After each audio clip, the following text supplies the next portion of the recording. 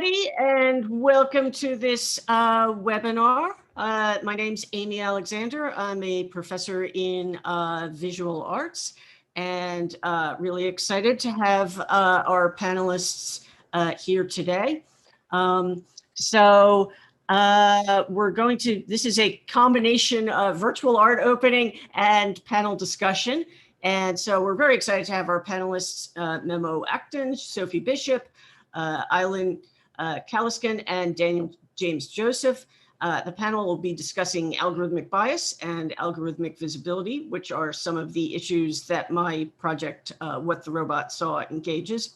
So I'm going to start off by introducing my project, and then we're going to move on to the panel discussion a little bit later. And so if you'll indulge me in a moment to get my screen sharing happening, we'll get this show on the road.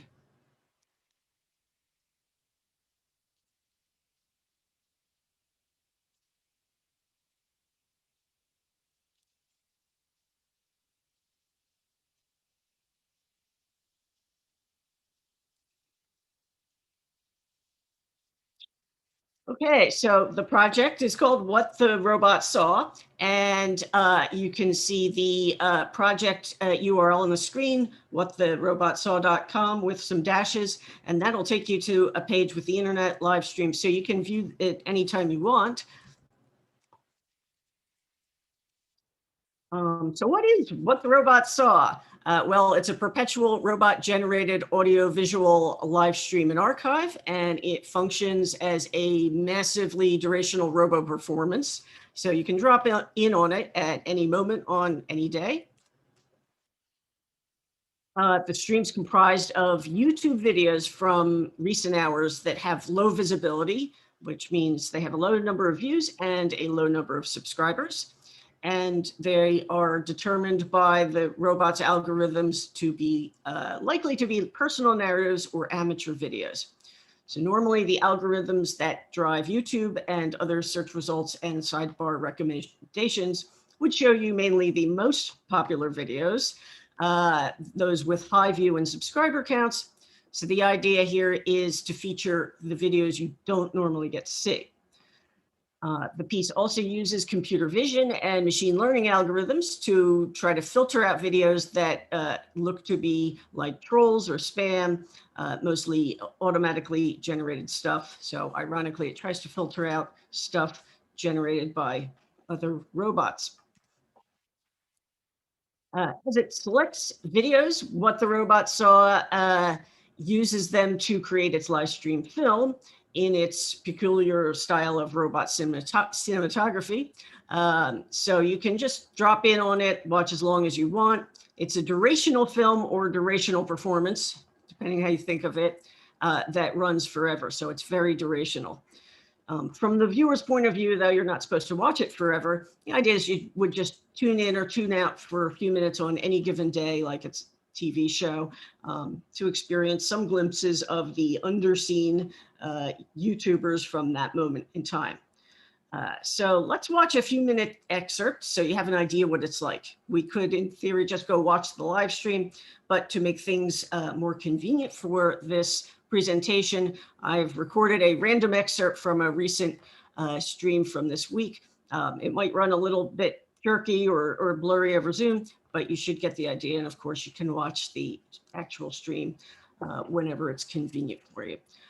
So I'm going to play the video now, just to alert our tech crew that's coming. A partir de hoy y por un par de domingos 제가 오늘 첫 설교를 어떤 설교를 하면 좋을까 고민을 하면서 말씀을 준비했습니다. 사람들은 어떤 설교를 좋아하겠습니까? 제가 생각하기에 사람들은 짧은 설교를 좋아하는 것 같습니다. 저는 설교의 길이가 설교의 질을 좌우한다고 생각하지는 않습니다. 세바시 강연을 아실 것입니다. 우리가 생각을 바꾸고 세상을 바꾸는데 The 12th of January. Gracias a nuestro hermano William por la dirección del culto, que allí desde First piece of jewelry I ever made. It goes back a ways, 1967, Harvard Square, Massachusetts. I worked.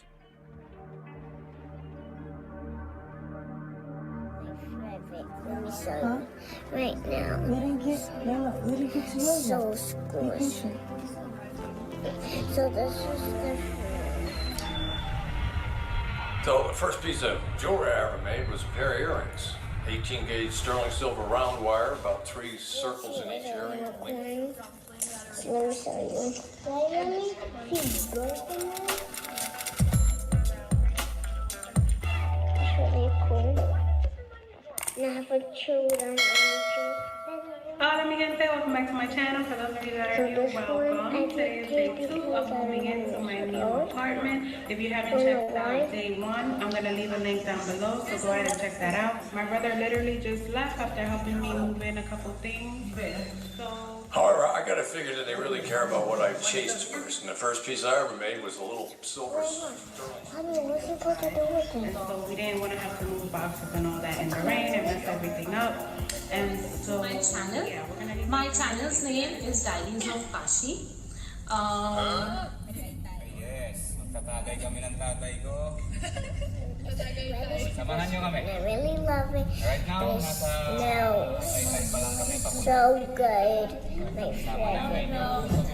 Kashi एक बहुत ही धार्मिक स्थान है, पवित्र स्थान है और ये काशी नगरी के बारे में गोली अगर भाइयों के बंदूक खत्म में गोली खत्म हो जाए तो फर्ज किसका होता है?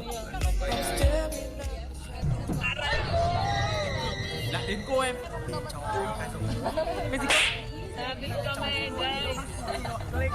Vẫn câu hỏi như lần trước, cậu là luật sư thì giúp được gì cho gia đình tôi? Bác nói thế nào chứ? Sau này ấy, bác mà có đi tù ấy, cần nói trước, cứ alo cho cháu.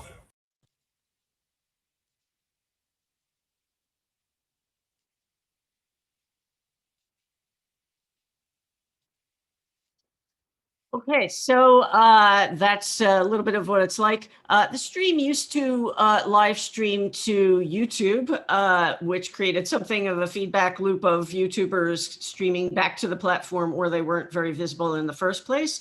But eventually YouTube's algorithms that analyze all the videos that get posted to YouTube somehow determined that what the robot saw violated their community guidelines and it wouldn't post anymore. So it now streams to Twitch.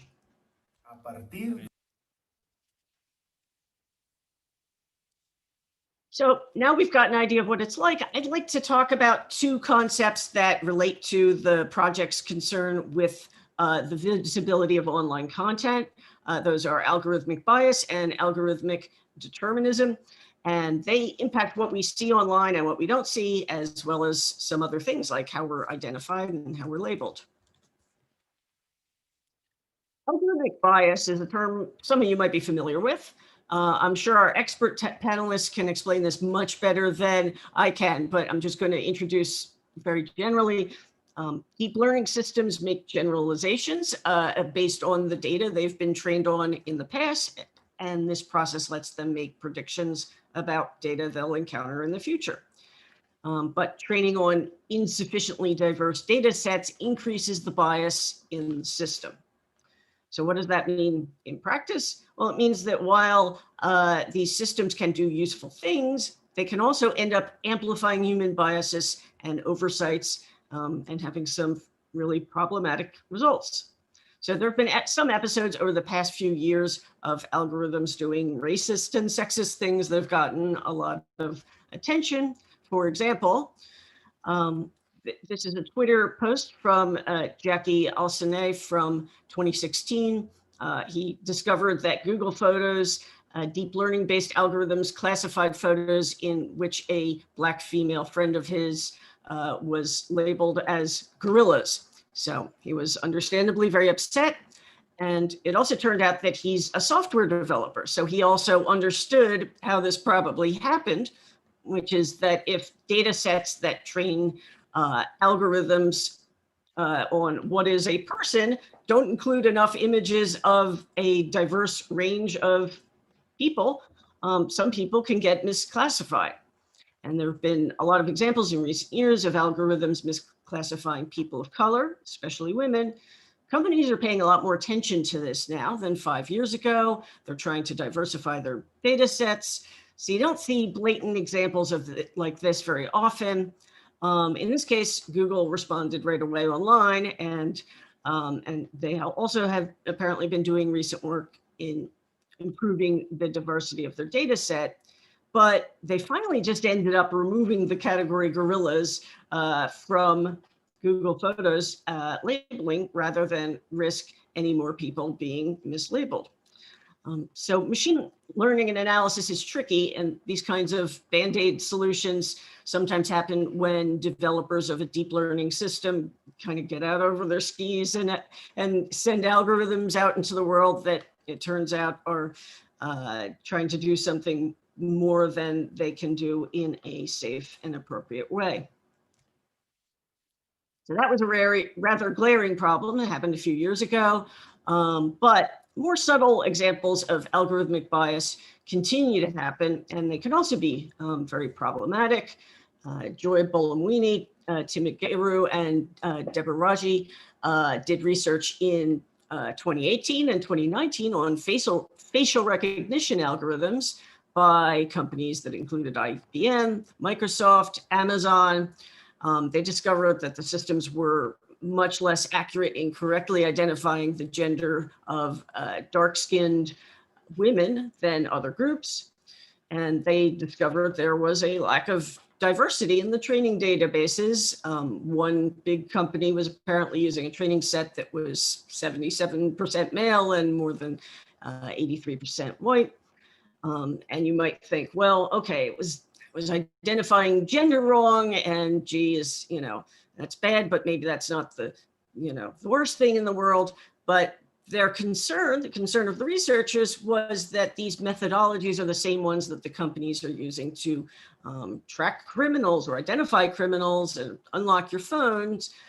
So it can have these broader implications. So they did a follow-up study from the original 2018 study. Follow-up was 2019. And they found that most of the companies had improved. So attention to these studies seemed to be making a difference, and the companies are paying more attention to diversity in the data sets. We have a sense of how algorithmic bias works. Let's talk about a less widely discussed concept, algorithmic determinism. So I think this one's easier to understand by looking at how search engines have traditionally worked. So let's look at one of the earliest big search algorithms. If you used the web anytime before 1998, you may remember that search engines like AltaVista and Hotbot didn't seem to work very well at showing you relevant content, and finding things on the web seemed pretty chaotic. So Google came along with their search engine around 98, and their search results abruptly seemed much more orderly and relevant. Turned out they had developed a novel search algorithm called PageRank. You can find Page and Brin's scholarly paper about that online if you want to read the details. But this is text that's taken from their website explanation that they had for consumers. And they said, it reads, the algorithm relies on the uniquely democratic nature of the web by using its vast link structure as an indicator of an individual page's value. It interprets a link from page A to page B as a vote by page A for page B. But they also look at more than the sheer volume of votes.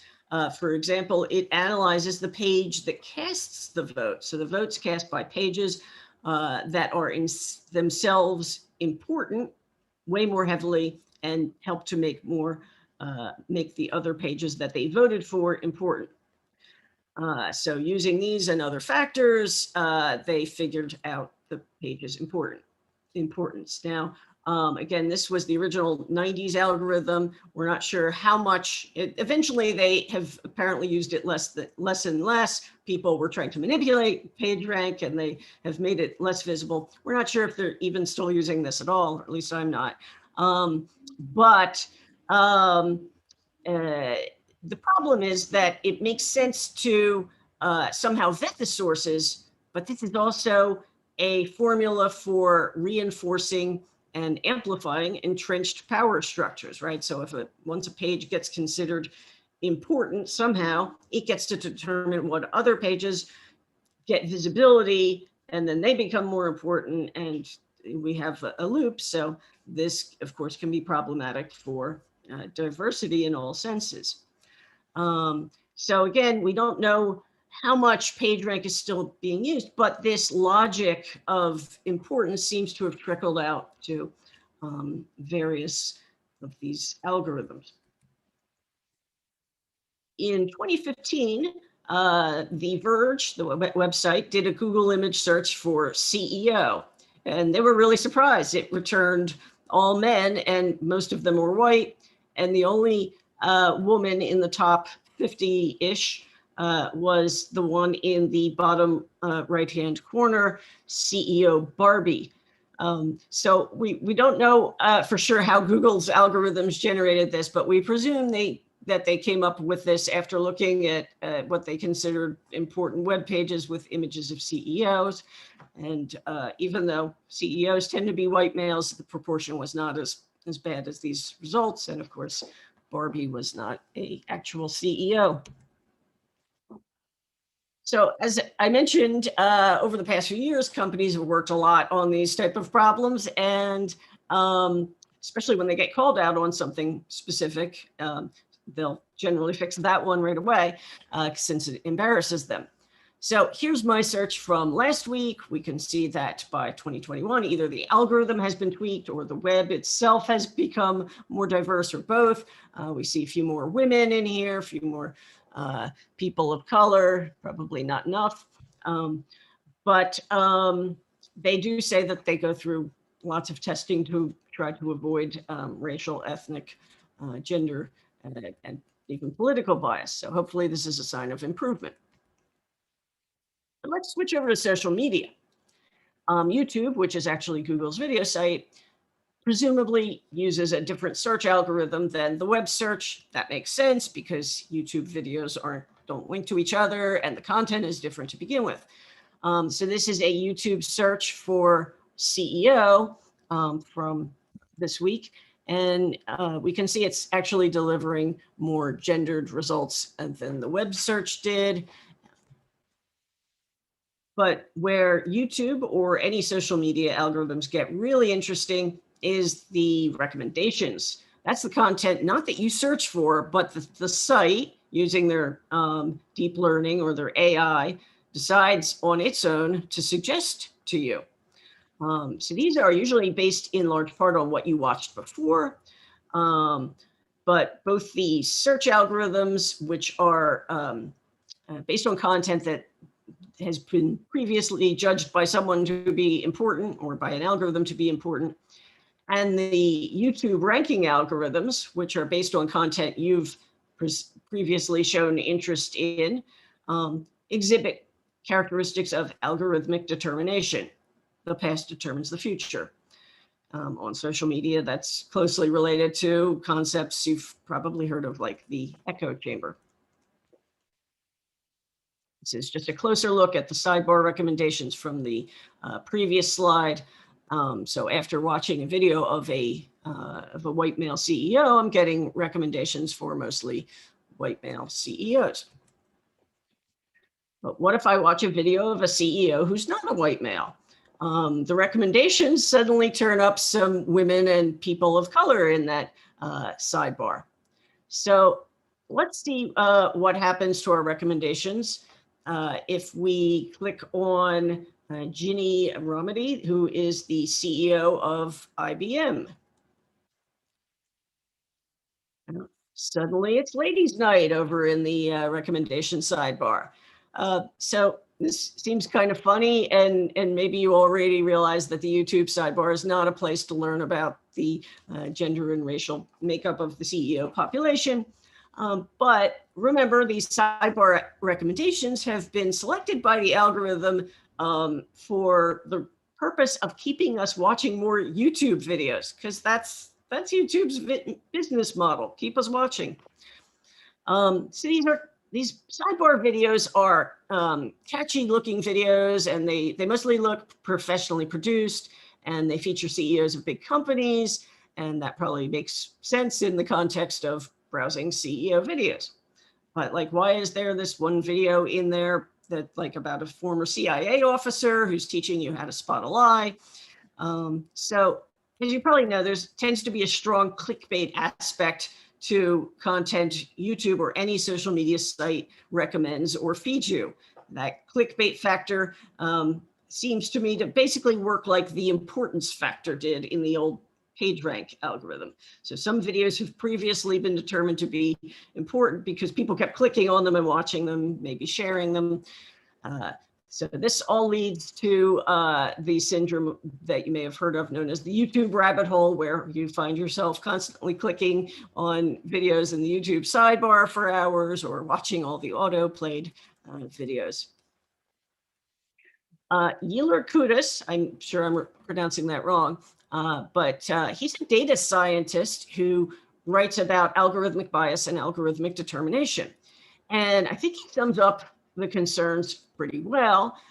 He says the real danger of the inferences and predictions provided by these machine learning models is that as they provide increasingly deterministic recommendations, they perpetuate bias, stereotypes, and discrimination by reinforcing historic and existing beliefs. We'll continue to watch only those shows on Netflix, or continue to read only those books on Amazon or tweets on Twitter whose content we liked before.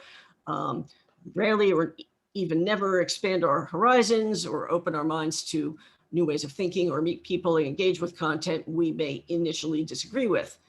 Artificial intelligence then becomes a tool with which to maintain existing behavior and beliefs, inflexible to behavioral change. And this is inherently dangerous to any free society where your past dictates your future. So I think these sound like, these are familiar concepts, the echo chamber effect, and you've probably heard some of these things about your YouTube or your Facebook feed. But one thing I really like about his text is that he ties together some of these threads that tend to get talked about separately: the problems of algorithmic bias that amplify racism and sexism, and the ones that cause us, the problems of algorithmic determinism that cause us to see certain types of social media content to the exclusion of others. So after the 2016 elections, echo chambers and rabbit holes started to get a lot of attention because it became apparent that sensational content was being amplified, clickbait, these engaging videos were, became a real issue. But they created exactly the kind of engagement that the algorithms were intended to promote, the business model that keeps us on the site, even though it wasn't the type of content the companies intended to promote. So in the wake of all the criticism, YouTube got to work in 2018, tweaking their algorithm, and they continue to do so. For the 2020 election, to combat disinformation, YouTube decided to weight mainstream news sources more heavily. The algorithm ended up consistently recommending Fox News, however, more than any other YouTube channel. But this was apparently what YouTube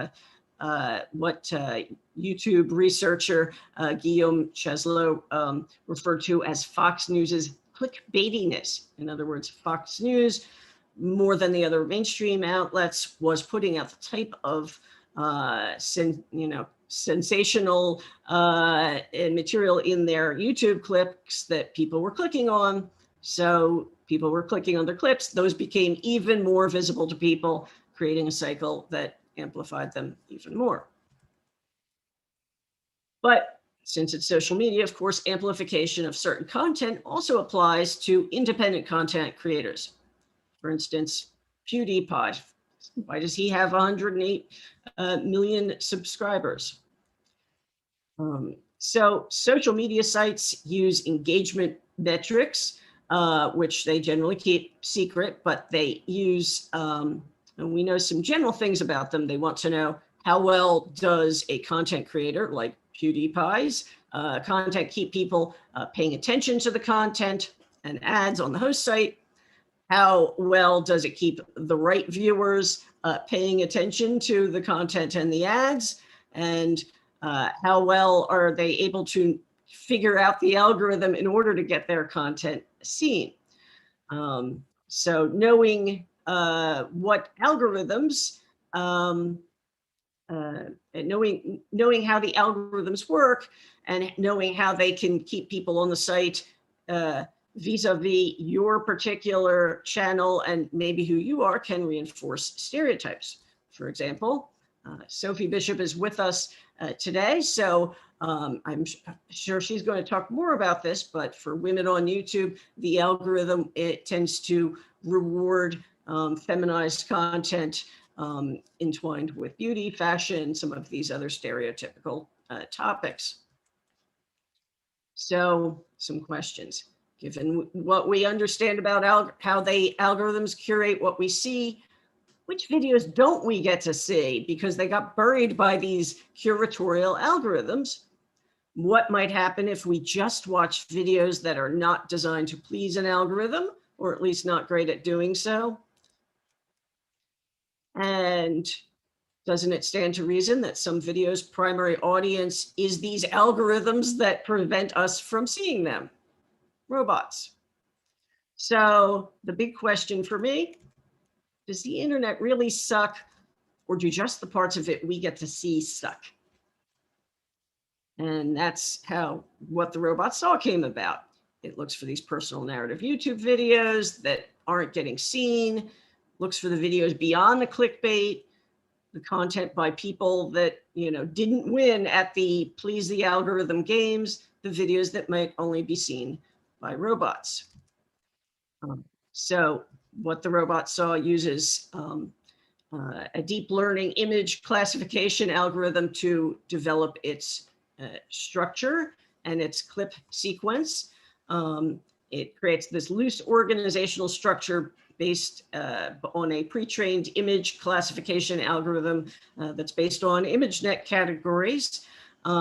I revised the categories and adapted the algorithm to apply to the videos so that the robot can organize them into sections based on their content. The system doesn't have a really high accuracy rate, and the connections tend to be pretty subtle and sometimes strange. So while the algorithm is successful in moving us through the content in the way that gives the stream some stream of consciousness structure, I don't expect the audience to follow that part is going on. But that's what's behind the oblique section titles you'll see in the stream, like "Let's go for a ride." That introduces a section of cars, transportation, and people who vlog while driving. The robot uses face detection to identify likely talking head videos. And then it feeds those talking head clips to Amazon Recognition. Amazon Recognition attempts to classify the speakers according to its usual feature set. So Recognition is a commercial face recognition and detection service that is operated by Amazon. So in this case, it identifies age, gender, and features, which are things like glasses, beards, smiles, but it also identifies the person's emotional appearance. So we'll come back to this topic in a moment. The robot cinematographer pans, segments, zooms in, and edge detects, which are things that computer vision robots typically do, but in a wild visual style. Here, of course, you know, this is not a thing that robots normally do, but it's sort of a speculative question. What might a computer vision system do if it were to suddenly start making films? You know, I don't mean to anthropomorphize it, but kind of as an open-ended question to kind of give it something, you know, fanciful, funny to do that kind of works against the impressions of some of these systems being these cold and, you know, sterile things. Of course, I'm essentially the robot cinematographer. So these visuals, if you're curious, I built them algorithmically. Some of the animation is generated based on gestures I recorded in real time.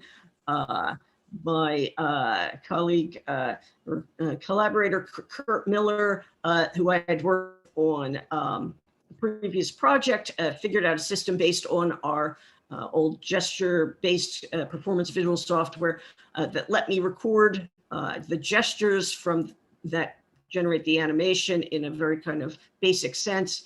So from there, I coded a million other things on top of that. The sound mix uses some deep learning code that I adapted to distinguish speech from music. And then I have that being mixed algorithmically, and it's also based on the visuals.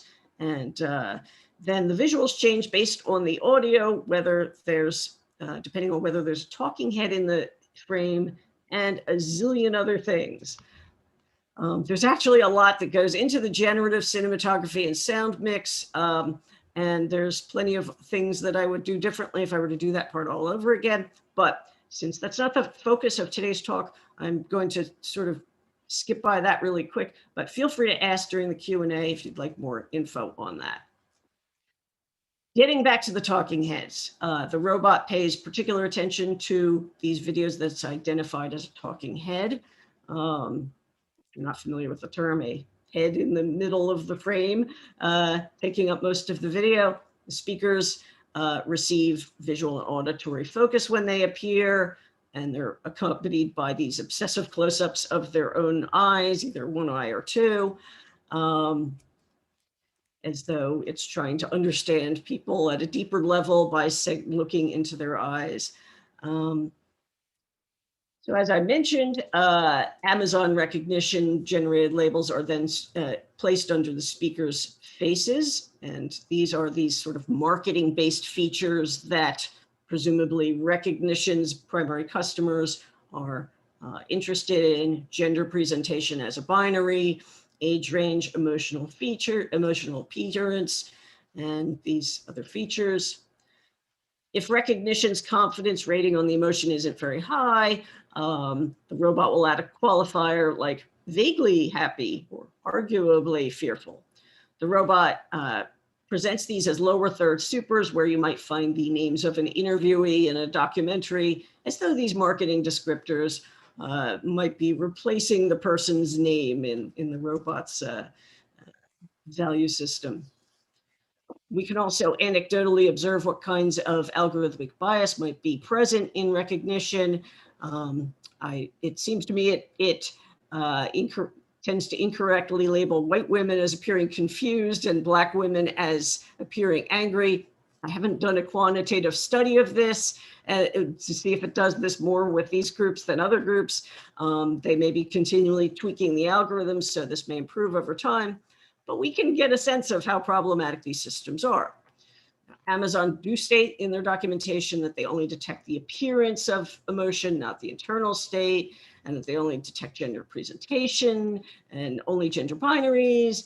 But it's become clear that end users tend to use deep learning based systems far beyond their capabilities, regardless of the warnings. So I've talked a lot about how some of these things work, but what the robot saw is not how the robot saw. It's not intended to show you how any of these things work. The title is actually a reference to what the butler saw. Although the expression has a somewhat involved history, it became famous largely in conjunction with early 20th century peep show viewing machines known as mutoscopes. Mutoscopes often featured stories on the machine in which a butler or some other voyeur spied through a keyhole at a woman who was undressing. Both the robot and these butlers in the What the Butler Saw films spied on something they weren't really supposed to see. But they could only peer at the object of their obsession through a keyhole, which is a metaphorical keyhole in the robot's case.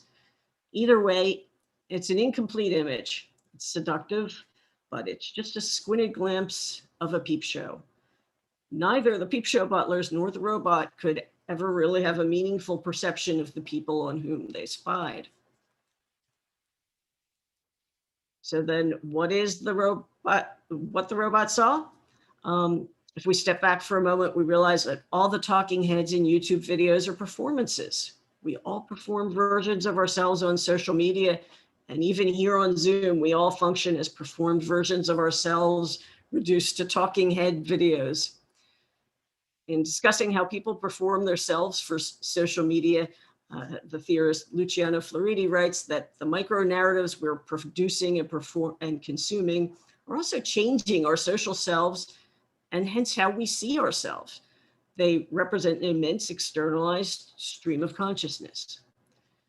So the relationship between our on-screen and off-screen selves is complicated and blurred. It's a feedback loop, which is then combined with the cinematic language of the talking head video that we by now all understand so well.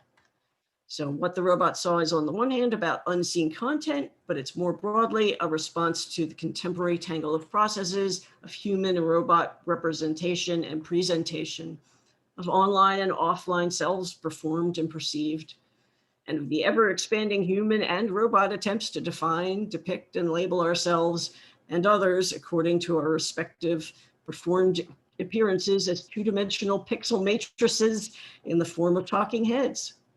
And all this while media making, neural networks, and performance awkwardly collide in the world. But I don't think we should dismiss performed selves as merely wishful self-caricature. Behind online selves are multidimensional human beings. So as we observe in What the Robot Saw and in many of the curatorial algorithms, robots' superficial attempts at comprehension and representation of humans will always fall short, but it can be worthwhile watching them try.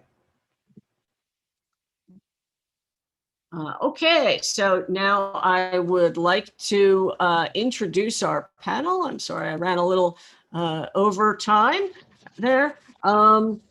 First up is the amazing Memo Akten.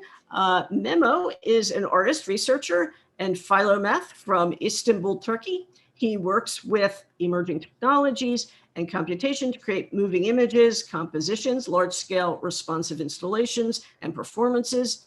He's fascinated by trying to understand the nature of nature and the human condition, and he brings together fields like biological and artificial intelligence, computational creativity, information theory, perception, consciousness, neuroscience, fundamental physics, cosmology, ritual, and religion.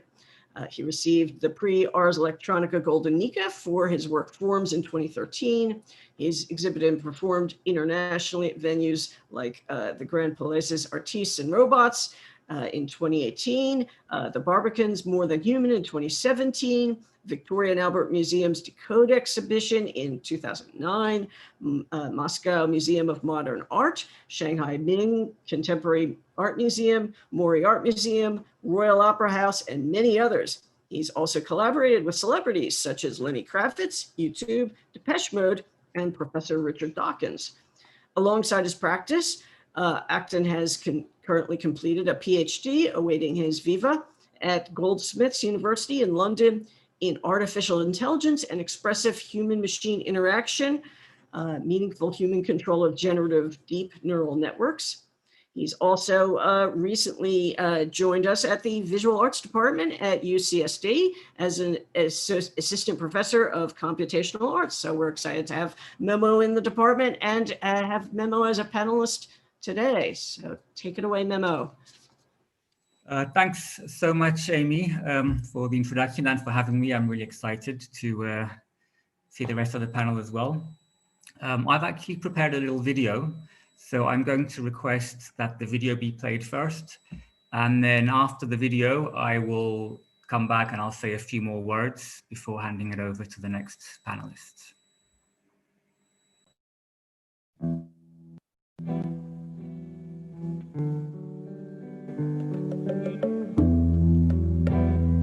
Hi, my name's Memo Akten. I'm a computational artist, and my biggest inspiration is studying the nature of nature.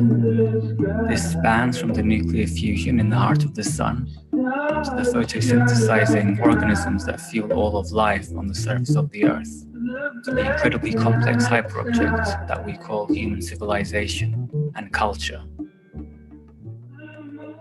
I use computational approaches as a lens and language to abstract the behavior of these natural and anthropogenic processes to create data dramatizations. My research centers around expressive human-machine interaction and interventions that encourage meaningful human control, a term that I appropriate from the autonomous weapons literature. Framing technology as not external to us, but as extensions of our body, as extensions of our mind, I study its impact on us as individuals, on how we behave and how we express ourselves. And as cogs in a much larger machine, its broader impact on the complex networks that we form, on culture, and ultimately on our values, our laws, traditions, and rituals.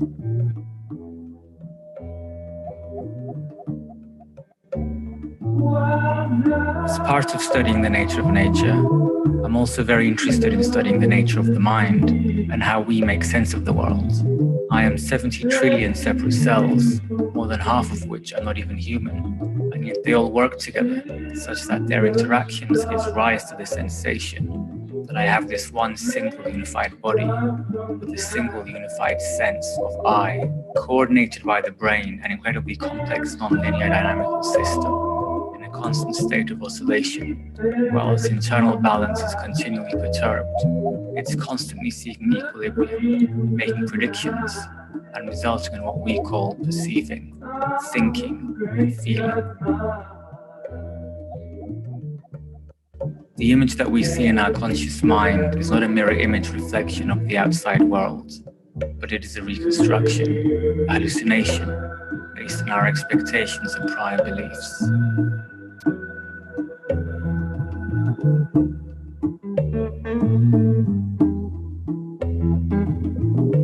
So in my work, I create data dramatizations of natural and anthropogenic processes, and I explore state-of-the-art machine learning algorithms as a means to reflect on ourselves and how we make sense of the world.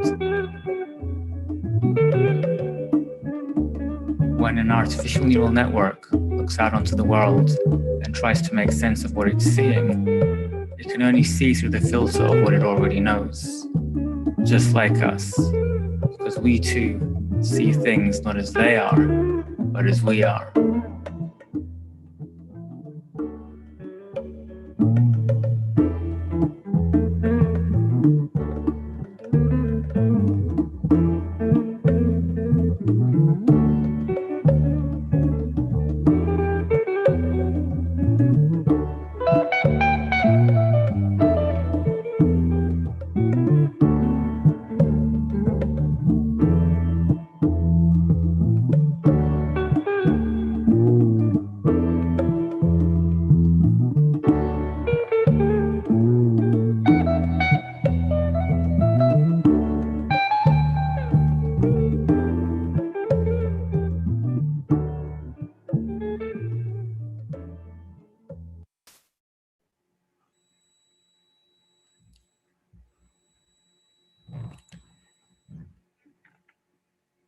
Okay, so I would just like to share my screen now to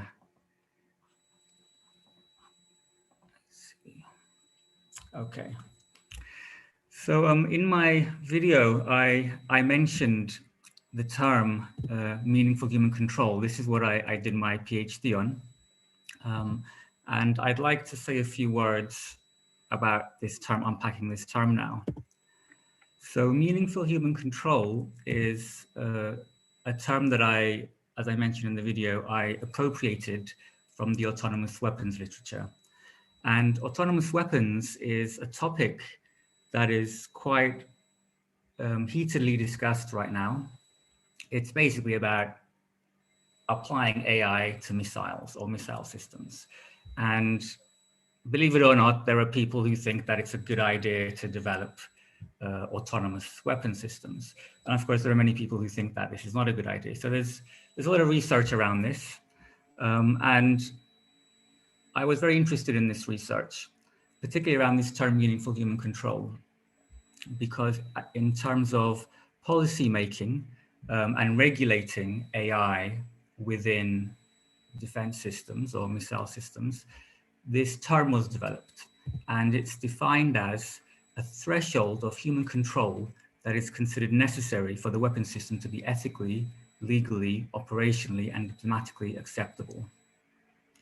Now, I'm an artist. You just saw the kind of work that I do. I don't build lethal systems, but nevertheless, I was very intrigued by this word, and so I kind of appropriated it and took this as a starting point to use it as a design guideline for the kind of systems that I developed. First thing that I did, I thought that in the kind of work that I do, I don't need a threshold. As far as policymakers and those trying to regulate the defense industry, I imagine that a binary threshold is necessary to determine whether something is acceptable or not. In my case, I thought of this more as a continuum. And so I try to develop systems which maximize meaningful human control, as opposed to have little to no meaningful human control. And this actually was also analogous to the idea that creativity itself is not a binary on or off. It's more of a continuum. So one of the examples that's given in the autonomous weapons literature regarding meaningful human control is of a button. And an example that is given is a human simply pressing a fire button in response to indications from a computer without cognitive clarity or awareness is not sufficient to be considered human control in a substantive sense. In other words, if an LED lights up, a red LED lights up, indicating danger, and a human operator presses a fire button in response, even though technically there's a human in the loop, this is not considered meaningful human control. And in this case, button can be a metaphorical button. It doesn't have to be a physical button, but it could be running a script. It could be deploying some kind of algorithm to take some kind of action. It could be just running some code, basically. Another example, this is not from the autonomous weapons literature, but this is one that I developed as a guideline for my own systems that I was developing, is if we imagine a system that is somehow parameterized and it has a number of faders, a number of dials that a human operator can adjust and can tweak. If a person is unable to comprehend the connection between these faders and the output of the system, then this is not considered meaningful human control. Even though the human is controlling the system, this is not meaningful human control. And to give kind of extreme examples, the following two examples are equivalent from a meaningful human control point of view. One, imagine that there are faders, but they actually do nothing. So they're just dummy faders. In this case, it's quite obvious that the human has no control anyway, so there's definitely no meaningful human control. But imagine that the faders do affect the system, but they affect the system in such an opaque and unreadable by a human way that the human doesn't know how they're controlling the system. For example, if these faders just modify random numbers. So these two are equivalent from a meaningful human control point of view. So from this, there's a few necessary and sufficient conditions which I used to guide me. And these are that for a system, for an interactive system to be able to be considered to allow meaningful human control, it must be able to incorporate and translate a human's intent into the output that it produces. Now, for non-critical applications, like the application that I was developing in, this could start out as a goalless curiosity-driven meandering. For lots of different kinds of research, this is quite productive. But for more critical applications, obviously this intent has to be there from the start. And a system with meaningful human control should be able to guide and deliver that intent. For this to be possible, the system requires predictability. For, again, non-critical applications, like the creative applications that I was working in, this predictability need not be instant, from the get-go, and it need not be absolute. So there is obviously room for some exploration. But for critical applications, again, the system needs to be fully predictable. And finally, what comes as a result of this is accountability and expression. When a system has sufficient predictability and a person's intent is successfully incorporated into the outcome, we consider the person accountable for that outcome, since it is their informed, conscious decisions and actions which led to that particular outcome. And I'm sharing this because I use this as a kind of guiding principle for the work that I was doing. And the work that I do is, I'm an artist, as you saw, and I work with computational systems. I develop computational systems. I develop computational systems for myself to use to create the work that I create. So I want systems that allow me to express myself so that I can see myself as accountable for the work that I created. And when I started my PhD 5 years ago, deep learning systems, not only did they not provide any meaningful human control, nobody was even talking about this. So that's why I decided to go this route. But I also think that these kinds of design principles could and should apply to all areas of which include and involve algorithmic decision-making. Because one thing that is very common that I'm seeing, and everyone's seeing within particularly deep learning research, is the trying to not see themselves, developers, as accountable for what algorithms are doing. Even recently this week, Jan LeCun on Twitter, who is the head of Facebook, head of AI at Facebook, was trying to get away from being responsible for what the algorithms they were deploying were doing. And so I wanted to bring this up, meaningful human control, as a topic and as a design principle for designing algorithms which are deployed particularly at scale. And with that, I will again thank Amy for having me and hand it over to Amy. All right, thank you so much, Memo. Next up, we are honored to have with us Sophie Bishop. She's a lecturer at King's College in Digital Marketing and Communications in the Department of Digital Humanities. Her research looks at the feminist political economy of creative content production contingent to social media platforms. At the moment, she's got 2 projects, one looking at discrimination enacted by brand safety software in influencer marketing industries, and one looking at the use of targeted Facebook advertising by female artists and creative practitioners. Her work has been published in academic journals, including New Media and Society, Social Media and New Media and Society, Social Media and Society and Convergence. She organized the International Symposium Algorithms for Her in 2020 and edited a special issue of the journal based on the symposium, which is now out in Feminist Media Studies. She's written for publications like Real Life, The Conversation, Paper Magazine, and has appeared on podcast for the BBC. So we're super excited to have her with us today. And take it away, Sophie. Thank you so much, and thanks for having me, Amy. Yeah, so I study influencers, so it's a real treat to be able to see some of these videos because I tend to only watch like the most viewed videos on the internet. So it's amazing to be able to see some of the things that YouTube renders invisible. So today I'm going to talk about a research project which is about like algorithmic optimization and how that's marketed on YouTube. So it's sort of a like sellable commodity in this sense. Yeah, next slide. So these statistics, I think we have to take with a pinch of salt. It's actually really difficult to find data about YouTube and the amount of content that's on it, especially that's verified by YouTube.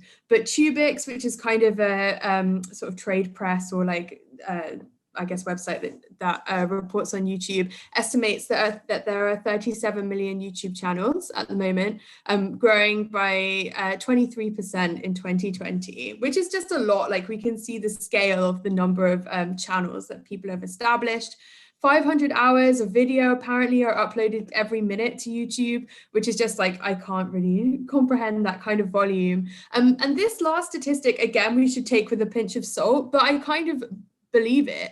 Like 22,000 YouTube channels have over 1 million subscribers. So we can think about the saturation of this platform, even amongst those who are really top tier. Like, you know, 1 million subscribers means that you're probably able to make like a reasonable amount of income uploading and promoting and distributing YouTube videos. So next slide.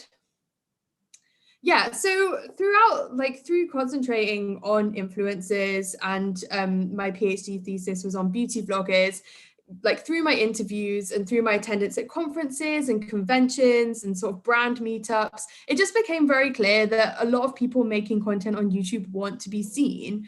Tarleton Gillespie frames this kind of aspirational sort of way of organizing yourself as algorithmic recognizability. So you're striving to make yourself algorithmically recognizable. So often influencers will speak in this way, or people who are professionally or aspirationally making content won't necessarily talk about becoming visible for audiences. It's actually oriented towards the figure of the algorithm. So yes, next slide. But to do this is really difficult because we know that commercial platforms like YouTube are positioned as black boxes, which means that their algorithms are framed as kind of a proprietary secret source. And Frank Pasquale and others who've talked about the figure of the black box sort of charge platforms and also financial institutions and places that use complex algorithm as doing this to maintain an intentional institutional opacity. So it's this conscious choice to keep all of your code and how your algorithm works inside this very tightly sort of gate-kept black box. Yeah, next slide. But media researcher Taina Buha frames the black box instead as this red herring in her work. She argues that the black box is a figure of a piece of information that distracts from other, perhaps more pressing questions and issues to be addressed. And we can see this from like Amy's point earlier that, you know, YouTube actually released, or Google, sorry, released PageRank, like the sort of how the PageRank algorithm works as an academic paper. And they've also released some other press about and academic publications about how their algorithms work. Sort of since then, there was one in 2016. So Taina Buha points out that there's like actually quite a lot of places that we can sort of patchwork together how algorithms might work. Next slide. But it's also relevant that amateur creators develop rich theories and understandings of how the YouTube algorithm works through their interactions with it. And Buha calls these algorithmic imaginaries, which are powerful and productive frameworks and maps that users develop. But they've also been called folk theories in HEI, sort of meaning these ideas about how algorithms operate. And I have a concept because I'm very into the idea of gossip, and gossip is very meaningful to my life. So I have a concept of algorithmic gossip, which kind of frames how these strategies and theories are produced socially. So this is a conversation that's ongoing between influencers, between platforms, between other intermediaries to work together these theories and pieces of gossip about how algorithms work. And there's a body of feminist work that works to acknowledge that all kinds of scientific discovery come about through gossip and through sort of scraps of conversation in the hallway and in places of work. So we like gossip. Next slide. So some of the spaces that I saw like theories about algorithms being shared and sort of produced is in Facebook groups. So there's a Facebook group, for example, that I joined called London Small YouTubers Network. There's a lot of different groups like for influencers across platforms, across different forums. Reddit is also another space where these ideas sort of are generated and shared. And also a lot of the influencers that follow and that I research publicly share understandings and theories about the algorithms that they work with as part of their content. And sometimes this is very effective and emotional. So people will be very distressed that they're sort of falling down from visibility in the algorithm, or they'll be, or they'll want to share something that works for them. So for example, YouTuber called Zoe London says that 60% of stories are watched with the sound on, which is a huge engagement number. So it's these scraps of theories that work to sort of point towards what influencers should be doing to make their content more visible. Next slide. So there's also interactions with YouTube or YouTube employees on other platforms. So Twitter, YouTube is very active on there. So they've got their official Creators Help Twitter, and then also a group of engineers called YouTube for Us that sort of like offer kind of like more of a backstage response to a lot of algorithmic queries. They also make videos on YouTube, I think, if this might be the same or a different group of engineers, but basically they have sort of framed themselves as like, oh, this is just our passion project, but we'll help you out with things we know about the algorithms. People are very rude to them, actually, like about some of the problems that they experience. And this is not an official YouTube help channel. But yeah, we can see someone asking, why are my contents disabled? But it's interesting in this tweet response that YouTube Creator Help is saying, I personally believe that this is why. So it's all kind of gossip and theory. Next slide. Oh yeah, and also, so this is the official YouTube help, YouTube creators page. And I just included this picture because there's a lot of guidance on YouTube itself for how to do things. For example, how to create an upload schedule. So it creates these norms around what should be expected, which is framed as like things that the algorithm might want, posting a video, like 3 videos a week or something. Next slide. But also what I found really fascinating is there's this lucrative market of algorithmic experts who weave together their own assumptions and patchwork data to sell visibility on YouTube. So they draw from publicly available things like the paper that Amy was talking about and the one that was published later, but they'll also sort of do their own kind of research and sell this all patched together and packaged for creators who want to grow on the platform. Next slide. So this is Matt Geelan. Yeah, so he's someone that's made quite a killing on the speaker circuit, going around talking about how he's broken the algorithm through doing research on it. Next slide. And so this is his consultancy business, Little Monster. And, I'm not calling him out and saying he doesn't know what he's talking about, but this is, you're selling expertise in something really that you can't know, because I don't even think engineers at YouTube could really convincingly say that they know how the algorithm works. So next slide. And this is also Matt Pat. He's a very popular YouTuber that at the same time has a consultancy that works with brands like Disney, but also works with big YouTubers to help them grow their following. Like, this is extremely expensive if you're going to engage with these people, but they're also marketing themselves through their talks and so on. Next slide.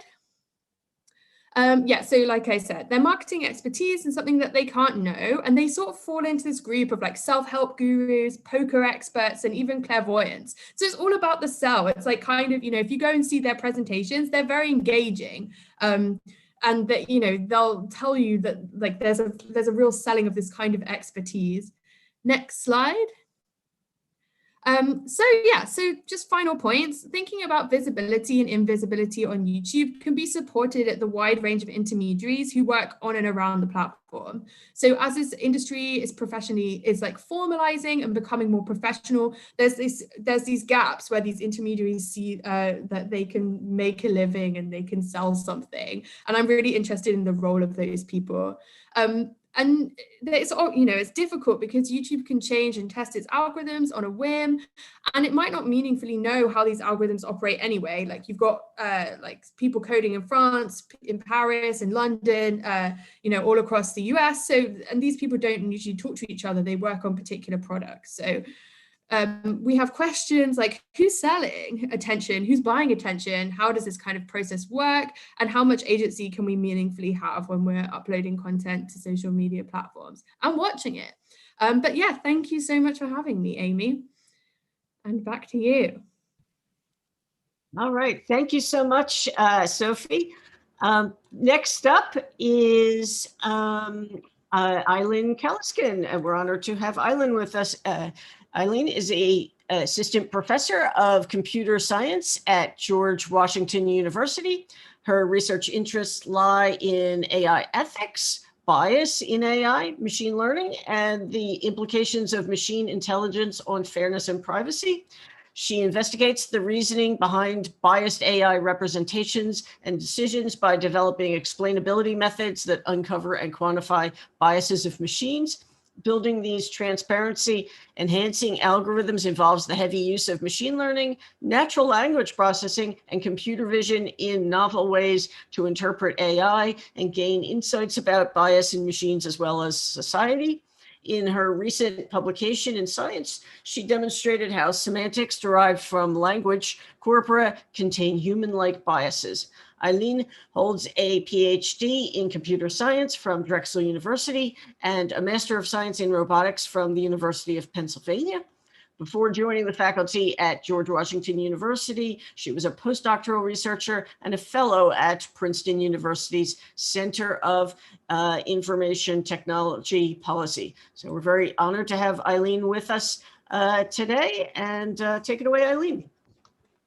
Thanks for the introduction, Amy. It's a pleasure to be taking part in this creative panel. Now I will start sharing my slides with you, and I'll give you a brief presentation for 6-7 minutes. Today I'll be talking about how machines learn human-like biases from data. We will scratch the surface, but you'll get an idea at the end of this talk. In today's machine learning pipeline, we increasingly realize that we need to analyze society as part of the artificial intelligence lifecycle.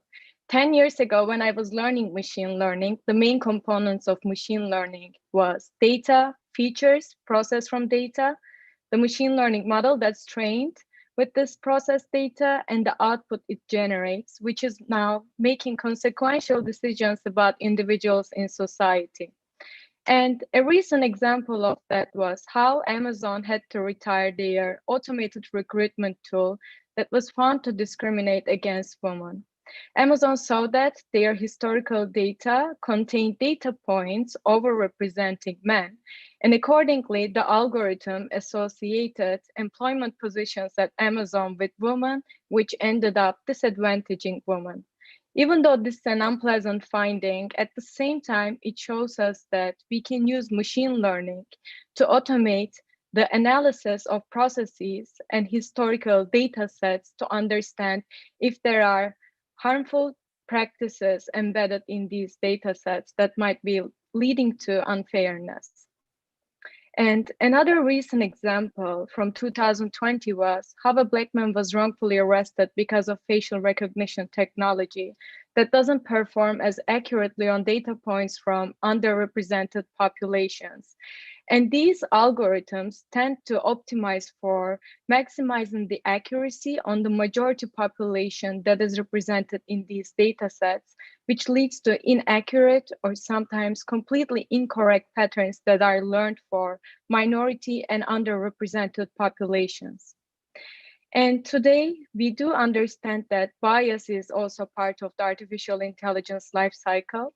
Data increasingly is collected from society and individuals that are biased, and this propagates into the entire machine learning pipeline. And there are many open questions here to understand how bias propagates and if we can develop methods to mitigate this bias. And in order to go into the details of my research a little bit, I'll give you this bias machine translation example that processes data by using machine representations for language that are called word embeddings. Artificial intelligence methods need to represent the data in its domain, let it be computer vision using image representations, or if it's natural language processing systems, they use language representations. And I'm quite interested in understanding how artificial intelligence learns about the world and how it ends up perceiving the world by analyzing these representations that are at the foundation of machine learning applications. Taking the gender-neutral language Turkish, where there are no gendered pronouns such as he or she, I translate the sentences "O bir öğretmen, o bir profesör," referring to the occupation names, teacher and professor. And we see the outcome in English is she's a teacher, he's a professor, reflecting stereotypical associations and the status quo. In order to understand why these representations are biased at their source of these machine learning algorithms, I developed methods that are grounded in theory, relying on the implicit social cognition theory introduced by Greenwald and Benaji in 1995, which suggests that social psychological constructs such as attitudes and stereotypes are learned unconsciously, and accordingly we need implicit methods to effectively measure these constructs. And how is this even related to machine learning? These representations for machines that I mentioned are generally learned from large-scale data sets that are unstructured, and unsupervised machine learning methods are able to automatically discover hidden patterns in these unstructured large-scale data sets from the language or vision domain, including many other domains. And accordingly, unsupervised methods, similar to implicit social cognition, are learning bias patterns from society in an automated way, replicating cognitive biases. Developing methods grounded in theory called embedding association tests to understand the differential associations of group representations in machine learning, we replicated every bias association documented via the implicit association test that we tested. The implicit association test is able to measure our implicit biases, for example, sexism, racism, sexual attitudes, stigma against certain disease, or attitudes towards the elderly. As long as you can represent social groups and stereotypical attributes or polar stimuli with words or representations in machines, you can apply these association tests to understand how artificial intelligence is perceiving the world. And accordingly, the number, variety, and substantive importance of these results raise the possibility that all human biases are reflected in the statistical properties of language. And to come back to the Amazon example, when we look at the upper left corner, this will also remind you of Amy's example about image search and CEOs. We see that, for example, programmers or managers are almost 100% associated with masculinity. This is how the AI perceives the world, whereas nurses or hygienists, librarians are associated with almost being 100% feminine in this color-coded perception of AI. And how does this relate to image representations that are especially used in making consequential decisions about, for example, job candidate assessment? But again, as Amy mentioned, they're also used for surveillance, security applications, as well as arresting people and law enforcement. One such tool is called HireView, used by many big established companies that take a recording of a human participant, or in this case, a job candidate, to automatically predict if they're a good fit for the company.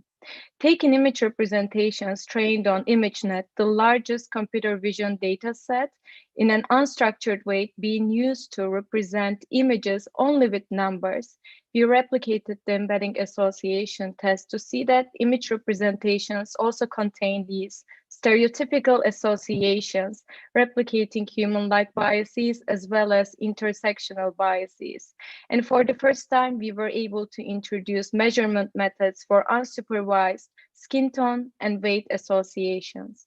Accordingly, before I conclude, I would like to summarize the account of bias in machine representations that are at the foundation of artificial intelligence applications that are making consequential decisions about society, at the same time shaping the very structure of society. With the fact that humans are biased, and these are not always negative or harmful prejudice biases. Some of these are neutral biases that facilitate learning of concepts in humans, and it seems like this is parallel in artificial intelligence as well. These biases are reflected in stereotypical data points that are captured by large-scale data sets. And as machine learning is becoming more accurate, it's able to discover these bias patterns in large-scale data sets more accurately in an unsupervised way, similar to implicit social cognition in human cognition, to end up generating machine representations that perceive the world in a biased way inevitably. As I conclude my talk, I would like to thank you for having me and thank my advisors, mentors, co-authors, collaborators, research assistants, funders, and organizations involved in broader impact.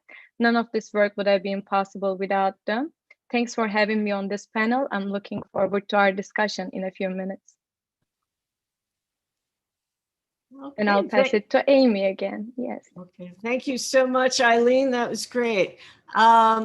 And then next, I'd like to introduce Dr. Daniel Joseph. We're very honored to have Daniel with us today.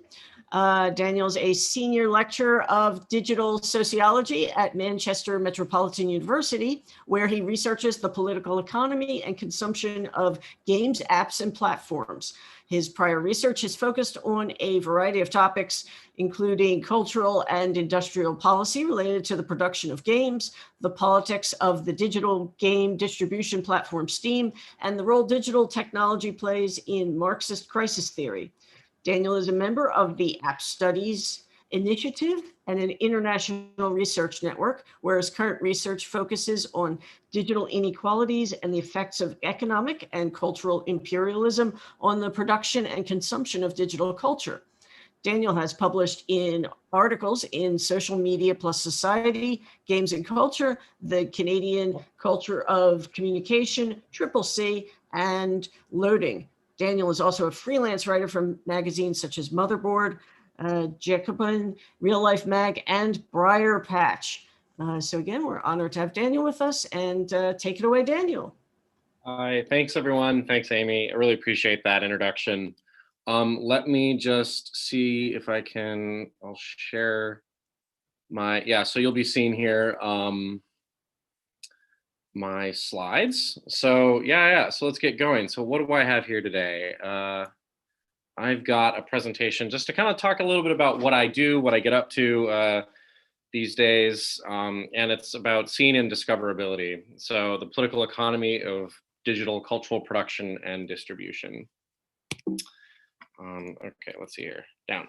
So what the first thing I saw, I was thinking about when I saw what the robot saw, what it had me reflect on was this common theme in my research, which is all about the visibility of culture. So much of what I'm doing these days is about what gets seen and consumed, what doesn't, what's getting produced at with the intention of getting seen, but isn't going to be seen.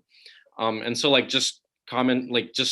watching this this stream and thinking about what I was looking at made me really think about what, I don't study video and YouTube, but I was thinking a lot about all the kind of cultural commodities that I'm interested in that are not getting seen. And I approach this research through the perspective of political economy, which Vincent Mosco defines as the study of the social relations, particularly the power relations, that mutually constitutes production, distribution, and consumption of resources, including communication resources. This is from a book Mosco wrote called The Political Economy of Communication. And so the way I kind of approach this then is I'm interested in the mediums by which culture is distributed. And so I wrote my PhD dissertation about a video game distribution platform called Steam. Some of you might be familiar with it. If you play a video game on a PC, there's a high likelihood that you have accessed it through Steam. If you're interested in even art games or all kinds of basically any kind of digital culture that's likely game or game adjacent VR experiences, things like that, you probably get them through Steam. So I was really interested in the dynamics that play out on Steam, which is again, it's they've got quite a large monopoly on that particular cultural commodity. More recently, I've been doing research on app stores. So I've been looking at the Apple App Store and the Google Play Store. And again, so if you're interested in all the kinds of digital culture that you consume on and around mobile phones, smartphones, things like that, they come to you through these stores. And so a lot of my research has been interested in and kind of focused on that. And so like, kind of to think about like what I'm going to be, kind of bringing to the conversation today is like this kind of idea that the political economy of what is seen is also the political economy of what is profitable for platform capitalists. Like we can't talk about like the algorithms and the kind of prioritization to the content that they drive, and then the kind of subsequent commodification and the professionalization of that content without thinking about the kind of like value flows, the capital that flows through these platforms, who's getting rich off of it, who isn't, which creators are getting paid, which ones aren't. And if you're kind of interested in kind of a more thorough breakdown of these dynamics and of cultural production, you can check out an article I wrote 2 years ago for Real Life called Two-Faced. And it's all about kind of like, I define what platforms are, and I talk about like all these different dynamics. So definitely check that out if this is interesting to you. And so for today, I kind of wanted to focus on like what I think of as like a 3-step process for what's going on with cultural production today. And so this is related to these concepts, a digital spatial fix and platformization. And so starting on the bottom left here, we can kind of look at how the internet was originally a space of non-commodified digital cultural production. It was, it was created and funded by the government, and through defense spending. It was like related to the National Science Foundation, NSFNet and stuff. But it was eventually kind of sold off, right? It was privatized, and the World Wide Web is created. And so I kind of talk about this as a limit. This is a space where like money probably wanted to find a way to somehow commodify and start earning, like, and like we see like an interest in the internet as a space of commerce, but it's not quite clear what it's going to become yet. It's not clear how you charge money for cultural production that can be infinitely copied and shared. So we get this process of venture capital in search of new profits, which gets dumped into internet companies, creating monopolies in distribution and consumption. This has been the last 20 years of this process, right? And so Daniel Green and I wrote a paper called The Digital Spatial Fix, that's in CCC. And this is kind of our idea that like around the world, especially in the early 2000s, there's a lot of money floating out looking for a productive investment. And a lot of it gets dumped into the internet and internet companies and platforms and stuff. And we've seen this obviously play out in the kind of results, especially they've been highlighted very well by the processes that, of the last 4 years, the politics of Facebook and YouTube and all these things. And so after like we get this like capital inflow, I kind of think then, what does this do to the internet? And there's a concept that David Nyborg and Thomas Pohl have coined called platformization. And it's all about how the logics of capital get embedded in monopolistic platforms spreading through the entire ecosystem of the web. And so where the dynamics, this like the interoperability, creating content that is platform ready, all these things, platforms spread out through the internet. And more recently, I've wrote a paper called App Imperialism, the Political Economy of the Canadian App Store with David Nyborg and Chris Young. And this is kind of like looking at these processes and specifically how they play out in terms of global digital inequalities in cultural production and cultural consumption. And we focused on the Canadian App Store, but we think our example is actually quite relevant to the rest of the planet. And it really is focusing on this idea of mass inequalities around digital production and consumption. And what was really cool about this paper is we were able to get 3 years of revenue data collected by a market research agency called Superdata. That was all, like focused on like 3 different app stores. Like basically, what were the most money-makingest apps in these app stores? We're able to, have this Excel spreadsheet and kind of just see what they were. And we're able to, see pretty quickly that the top 100 apps in these places make approximately 80% of the revenue. So, and think of terms of like, that's kind of wild. So what is being seen at the top of these lists, right? Whether they're, which are themselves related to algorithmic processes about, showing people what other apps they might like, but it's also related to curation, right? Like we know that most stores and lists and stuff like that aren't purely algorithmic. We know there's actually a certain level of human interaction in these spaces. And discoverability leads to revenue, and that incentivizes content and design decisions. And I think this is this really important thing is that, whatever, like if being seen means money, obviously that's going to determine the kind of like incentive structure for people to get into those spaces to be seen. And so, you know, if you look at the kind of games in these app stores, the most money-makingest apps in app stores, they're a very specific kind of content, right? What they call social casino games, games like Clash of Clans, like these are like free-to-play games with lots of opportunities to spend money, and not much else. And then another important thing, I think that, you know, what the robot saw really brought for me, it sparked an interest in me, was this idea that like I was seeing a lot of content in the videos that was not in English. And it was kind of suggesting to me that what we're seeing is actually content produced around the world, which is quite often not what we see on online platforms, especially in the global north.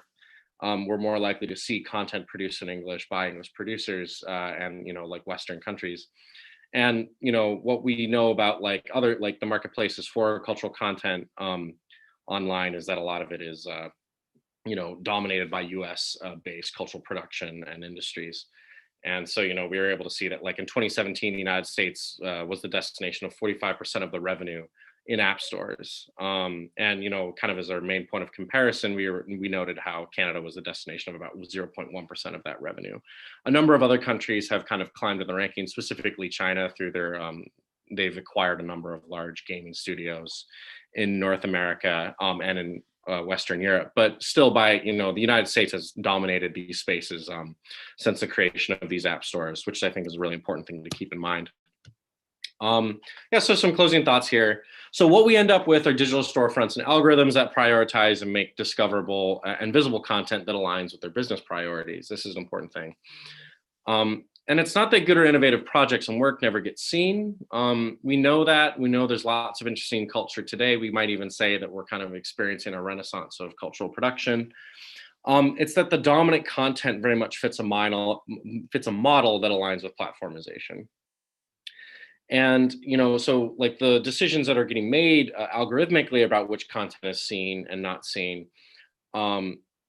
is like, you know, obviously going to shape this. And so we should be thinking about like, you know, like, again, like the thing I'm always emphasizing is just like, you know, where the money is going is very important, and we should be paying attention to that. And this should contextualize how we approach the politics of what is and is not seen on the internet. Yeah, so that's all I got. I'll pass it back to Amy, and then we can keep on moving. All right. Okay, thank you so much, Daniel. That was great. And so now we're going to switch over to the panel discussion portion. So I'd like to invite all of the panelists to turn your cameras back on. And for those of you in the audience, we are going to take questions and answers. So I think you can actually, we'll start talking amongst ourselves, but you can also send questions and answers in either to individual panelists or to the group. If you're on the Zoom webinar, you can send them straight into Zoom. And I believe if you're on the YouTube stream, you can send them into the chat.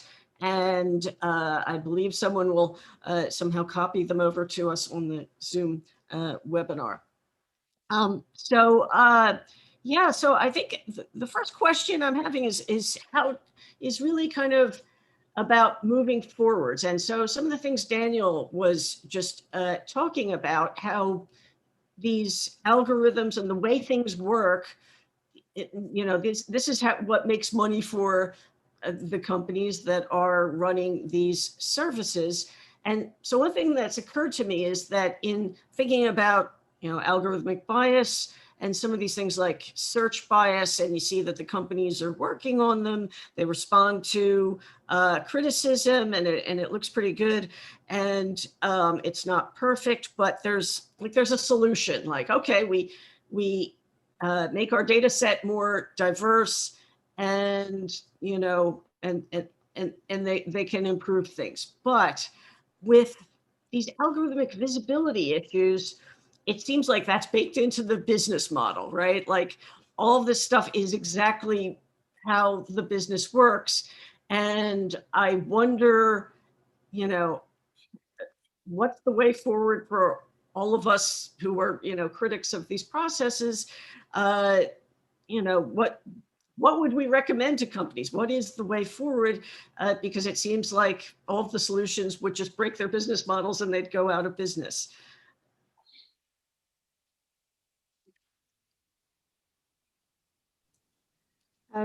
I guess I could speak to that a little bit from like a cultural or like cultural labor point of view, which is, you're totally right, Amy. Like a lot of the time these things are framed in news as like algorithmic glitches or moments when algorithms break. But I think that in most instances, the algorithm is working perfectly fine. It's just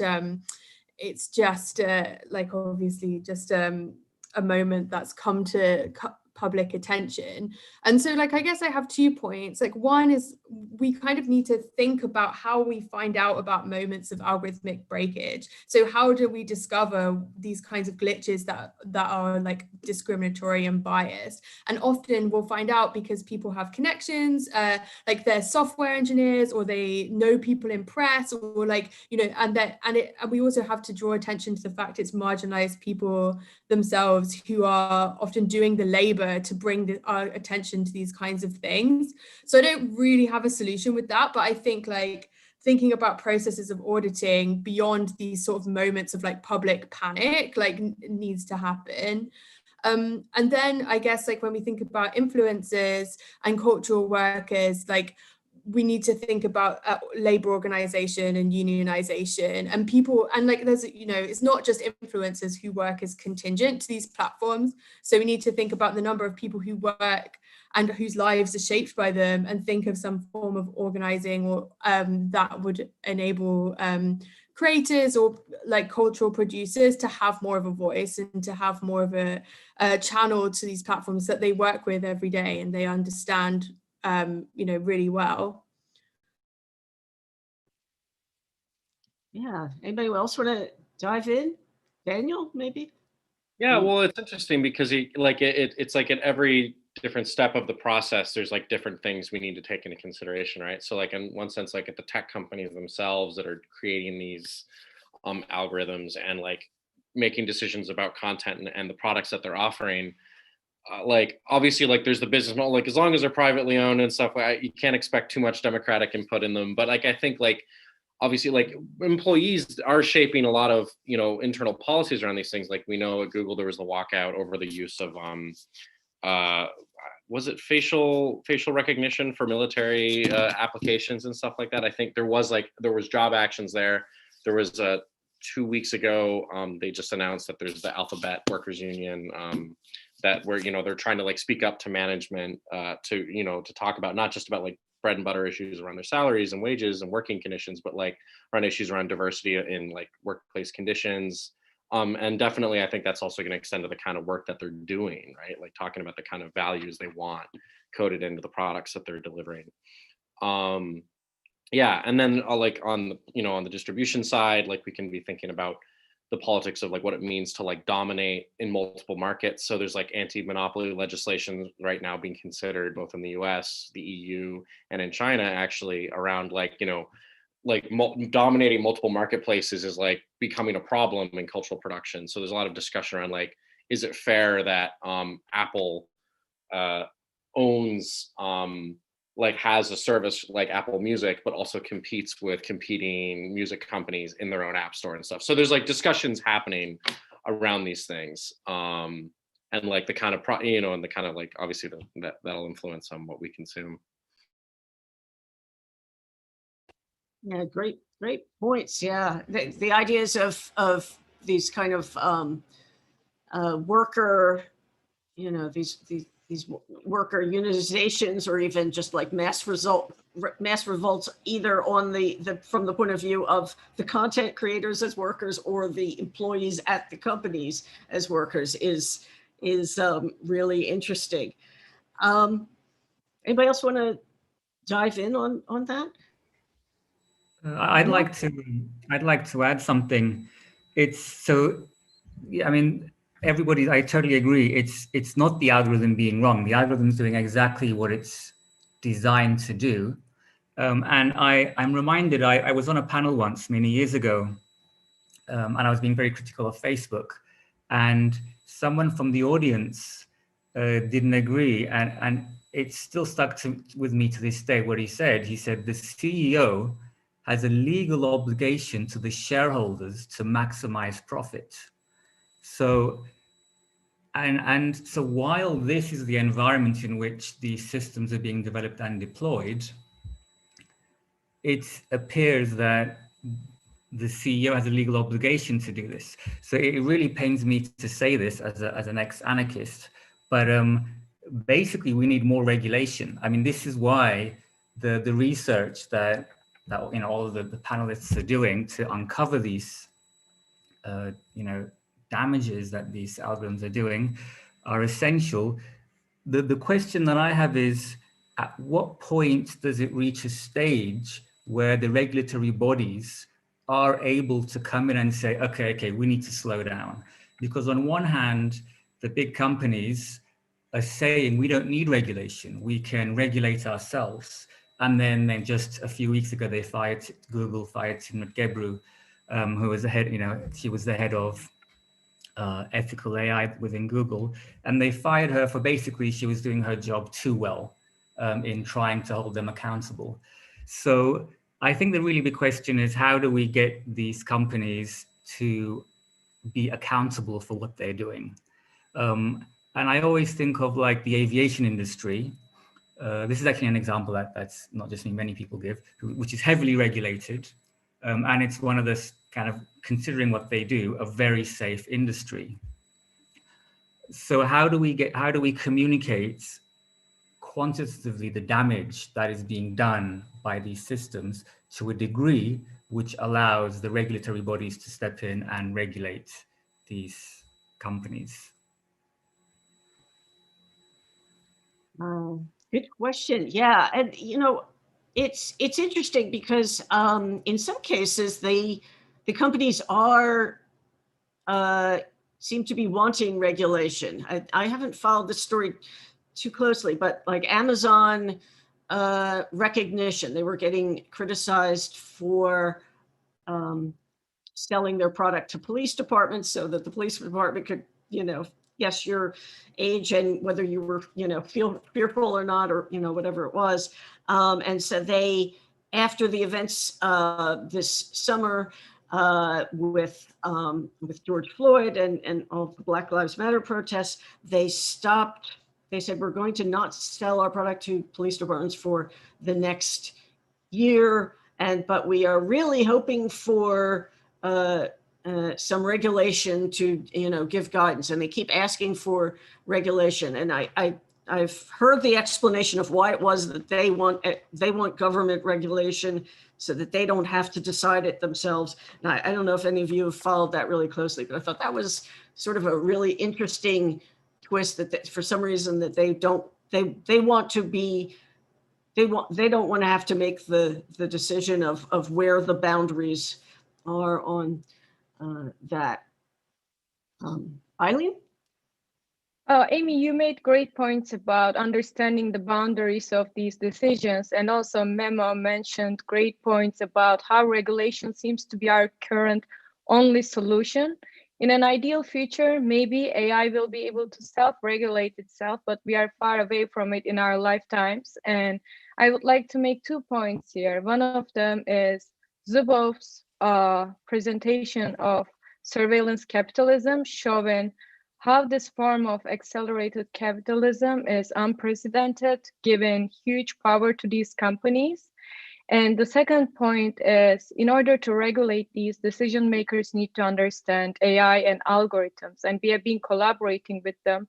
However, law has been designed for human decision makers, and here we are dealing with algorithmic decision makers. And in order to get to a stage where algorithms will be regulated, it seems like optimistically, we might be looking at decades. So it seems to be a very complex issue at the boundary of human versus machine decision makers being able to understand their styles and what kind of harms and also advantages they are bringing to society.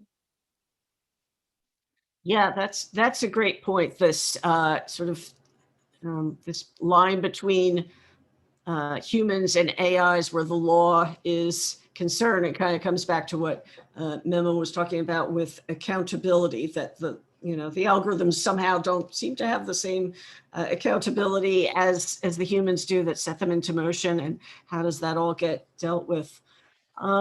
So we have some questions coming in on the Q&A. So I'll just read them, or hopefully, I think all the panelists can probably also read them, but I'm going to read them aloud. So we have a question coming in from Ricardo Dominguez. It says, it seems that to create a beneficial AI has to be more aligned with the human frames, or is it that it has to be less human, since algo bias is bound to the histories of social pattern economies, cultural visualities? So algo systems is an either or, and both functions as the core logic, or do you think it needs to be a neither nor function to have an AI of our better version of critical human ethico function? That's at the core of what the robot saw foreground, what the robot unsees. Thanks very much to everyone for the presentation.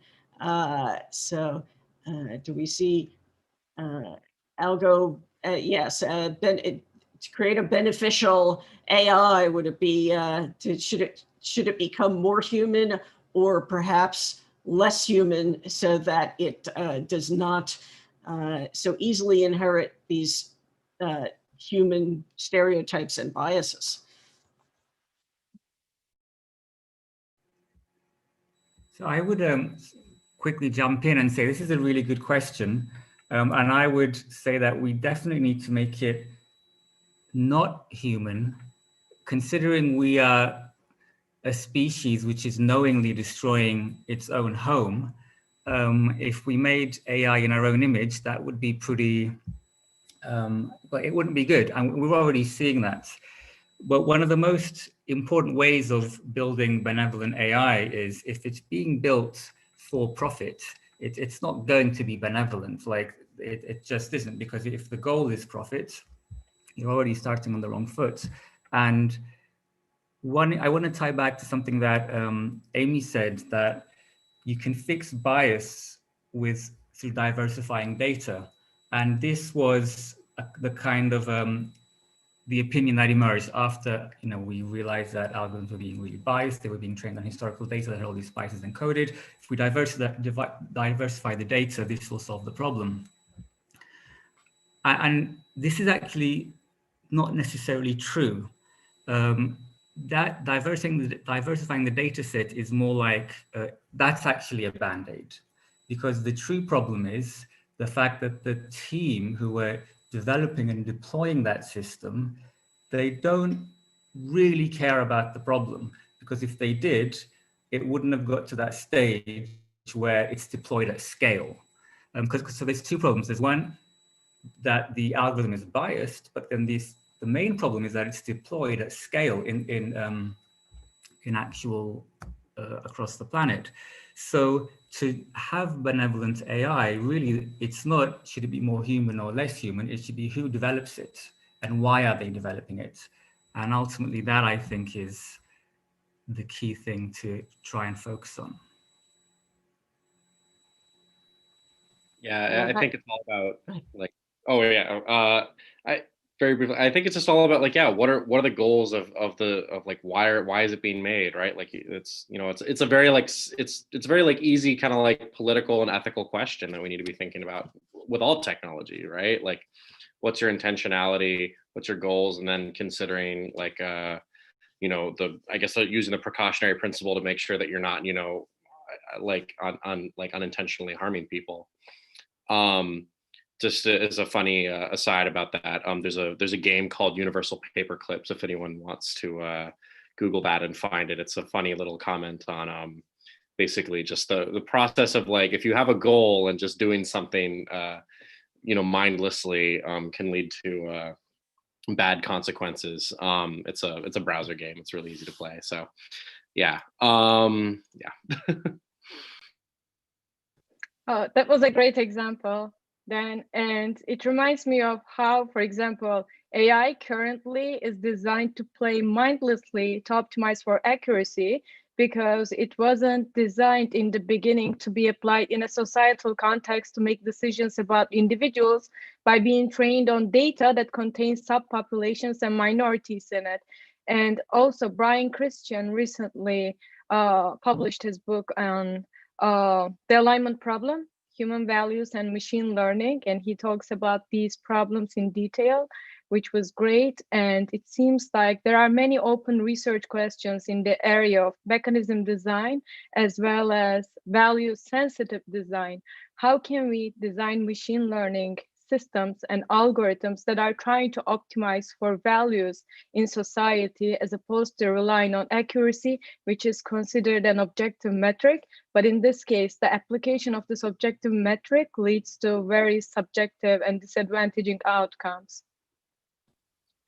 Yeah, that's always seemed to me to be like the interesting question, because the way these deep learning systems work is they have to make generalizations, right? There's the underfitting and overfitting. If the data set is too diverse and you have like every person in the world in it, it doesn't work anymore.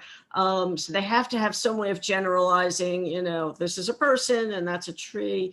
But getting it to make the right generalizations and not the wrong ones, and have it make the generalizations we want it to make and not the ones we don't want it to make, basically the values, right? And since they're not human, they don't know the difference, and that seems to be the crux of the whole thing. If you diversify the data set forever, it won't work anymore.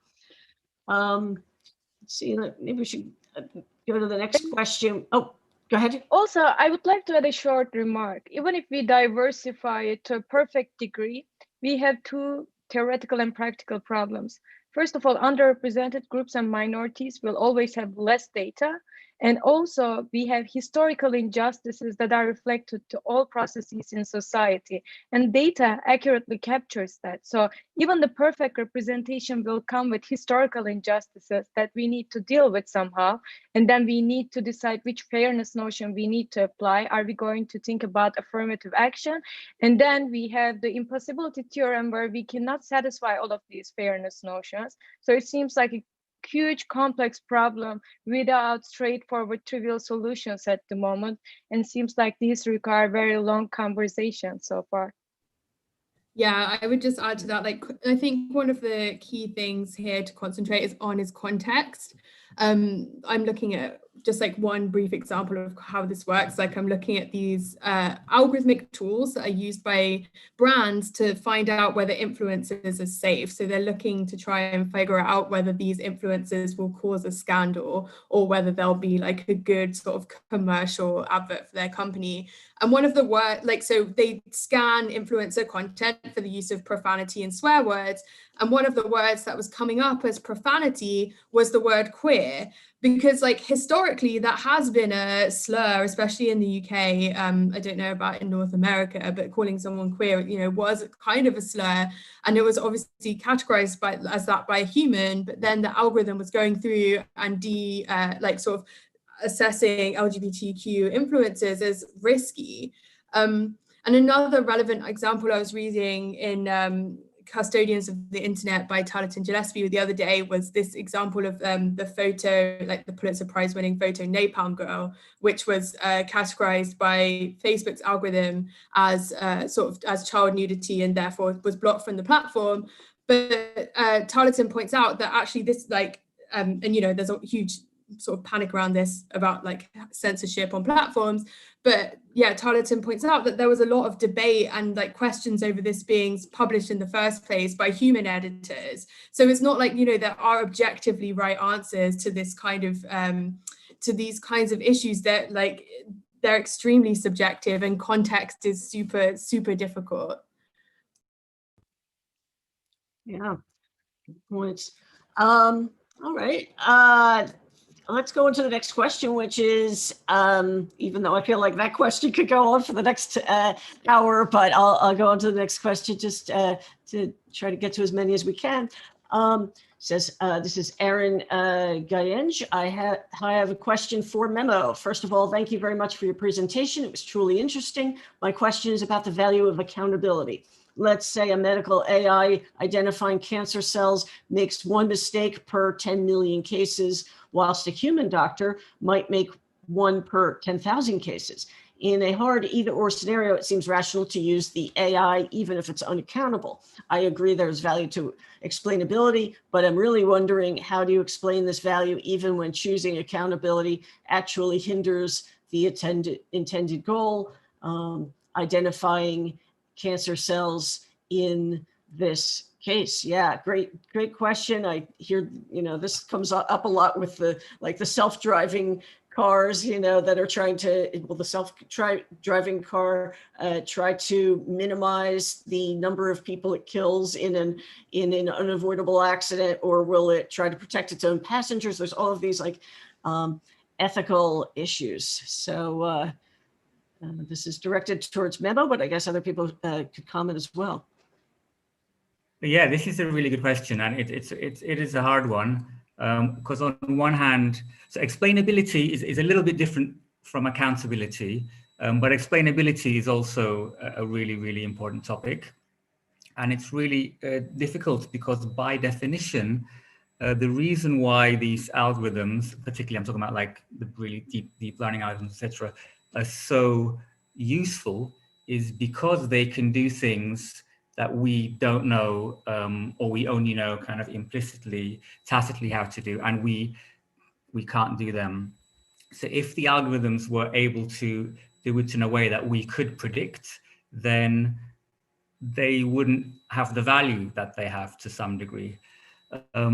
But when I was talking about accountability, I'm not necessarily talking about the AI having accountability. I'm talking about the company that's developing the AI being held accountable for the actions of the decisions that these algorithms are making. So when like Facebook's head of AI says, it's not us, it's just propaganda. Like he literally said this on Twitter just a few days ago.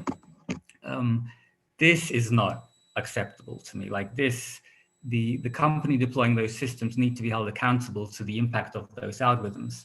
So in your case, this is a really difficult topic. I agree, if the AI is making a 1 per 10 million error versus even 1 in 10,000, technically, numerically speaking, it's going to make less mistakes.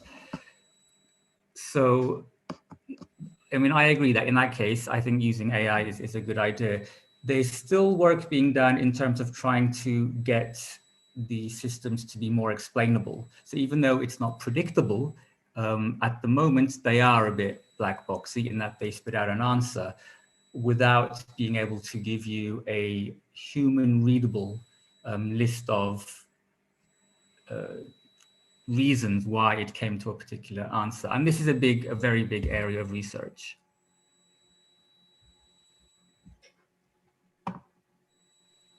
Yeah, other thoughts on that?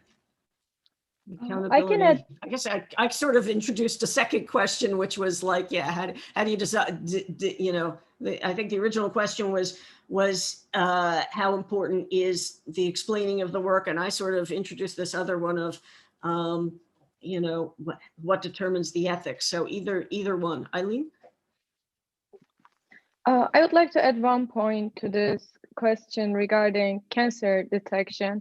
So those in the 1980s show that actuarial judgment is more accurate than clinical judgment, suggesting that statistical methods are more accurate in a medical setting. And yes, machine learning can be more accurate in these settings, benefiting society. And as we develop more methods to automatically identify biases in these methods, which is a significant deterministic problem in these algorithms, then we can start tackling these problems to make them even more beneficial for society. So questions regarding explainability and accountability go hand in hand with improving these systems as well. As we bring more transparency, then we can identify these problems that are causing harm to society in order to fix them. Even though these are presenting problematic properties of artificial intelligence systems, at the same time, they raise awareness in order to fix these problems, to begin from a starting point, essentially.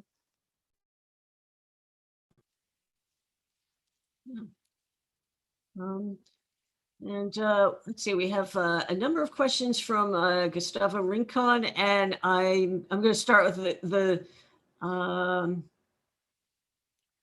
one I think is a really a good general question. How are we not teaching more ethics and morals to computer scientists and economy policymakers? And I guess my question is, you know, how much are we teaching? Because I don't know. And yeah, should we be teaching more? Yeah, I'm teaching. Go ahead. No, I'll just say really briefly, yeah, like it's interesting. I have several colleagues like through that I know through my PhD program who've gone to work at tech platforms. And it's really difficult because obviously they're trained in like, you know, media studies and critical information studies and are really keenly aware of these issues, like particularly the area of focus has been on like, you know, privacy, algorithmic bias. But once you get into these organizations, it's very difficult to continue doing that work because, you know, you come up against so much resistance and so much sort of bureaucracy from in these spaces. And I know like platforms kind of see that process of hiring humanities PhDs as sort of remedial to some of the charges that have been made against them. But I think it's, you know, really, really difficult because their priorities don't align with the priorities, you know, that Daniel talked about, that like, you know, the priorities of making hard cash. So yeah, that's just like, so I think like it's like some of these processes are happening, but they seem also that, you know, often like PR exercises. And yeah, like Memo raised that Timnit Gebru was doing her work too well. So that's a shame. Eileen, do you have any thoughts on this? I think you're probably the most closely aligned with us in the, you know, to you know, the education of scientists and engineers. Yes, I'm a computer scientist and I'm an assistant professor of computer science as well. And I teach bias in AI ethics, as well as machine learning. So this is being taught at universities. However, since it's a relatively new research area, it became part of the curriculum in the last couple of years. But there's a growing understanding that this needs to be part of the entire computing curriculum. Even social scientists or humanities are interested in these topics. So it's a growing area, and it seems like with the open research questions, it will just keep growing, and hopefully there will be a new and diverse workforce that will be educated soon to work in these areas as experts such as Timnit Gebru and other AI ethics experts that can be humans in the loops for these processes to promote AI for social good. Yeah, I wanted to add, it is changing very slowly, but it is changing. I mean, ultimately, computer scientists are developing systems and deploying them at scale that affect societies on a global level. It kind of feels ridiculous that people without any kind of humanities training or background, but basically computer scientists are making these decisions. And this year, or not this year, 2021, last year, NeurIPS, which is one of the largest AI conferences, they made it a prerequisite that they would only accept papers that had a social impact section. And this was, I don't know the ratios, but, and this is a big conference. Like last time I went, it was about 12,000 people. So for an academic, that's a big academic conference. And so they made it a requirement that they would only accept papers that had a social impact section. And many people did not like this. There was a big backlash on Twitter, but many people were really open to it. And so, and there's a lot of papers that have like almost like boilerplate, a paragraph about the potential societal impact. But this is a start because it's about culture and it's about shifting culture, because a lot of computer scientists still think that they're above this kind of criticism, and slowly this change is happening. Yeah, I think it's like it's a two-pronged approach. So like, you know, it's one thing, it's like, we're like, I think it's important that the employees at these companies definitely go in with a critical mindset and that they are being educated. So it's like, you know, the people that work at these companies are going to come with university degrees, and there's definitely like, and then like, we really do need to be teaching the ethics of these things. We need to be teaching the impacts of these things at all these different scales, and people from many different disciplines should be contributing to the product design and stuff like that. I think at the same time, like, and they should also be, you know, I think they need to have a collective voice. So I think unions help with that. But as someone who's in a union and we're always screaming at our management and stuff like that, they don't listen to us all that often either. So it's like, there's definitely a limitation to that as a point of contestation on the design of these things. And so the other side of that is collective pressure from the outside. It is going to be governments finally getting their head together on these things. I don't know, you know, like, I don't know how much us talking to politicians necessarily helps, but I think when, like, you know, different kinds of groups and think tanks and all the other organizations are able to kind of consistently push the same line, that we do need, that there are important ethical considerations to be taken into account, that there are important like societal level issues that they need to be considering, and that means it's going to play a role in regulation. And this kind of circle back to how we started this discussion, right? Like, I think it's a bit of both. And so we need people on the outside who are putting extreme pressure on these organizations to pay attention, but also on the inside as well. But yeah, otherwise, you know, I don't think much will change. Yeah, and I think I just want to point out that often these processes are like just vanity projects. Like, you know, there's a million different initiatives about like addressing algorithmic bias in Google and at Facebook, who are running workshops with academics where we all show up and everyone, like, you know, says something about a prototype that they put out, and then we all go to dinner. Like, I think, you know, there's a limit to the amount of like social justice or like consideration that can be sort of, you know, or the amount of meaningful change that can happen like from these conversations. And I've, you know, become quite tired of them, of someone who's kind of, you know, often contacted by platforms. And there's, you know, and also I think this kind of attention happens too late, because it happens after like press and moral panics. And, you know, for the UK government had a sort of like public inquiry from experts and academics about algorithms, like, because, you know, they became very concerned about the problems with algorithms in 2017. And so everyone sort of goes up to Parliament and submits their evidence. And, you know, then there's a report that's published in Parliament drawing attention to these kinds of issues. But like what happens to that? Like, you know, nothing. I would say, I mean, maybe some things, but Google sits on the board of our digital culture, media and society like policy group. So they're very involved in these you know, with governments anyway. So yeah, I don't know.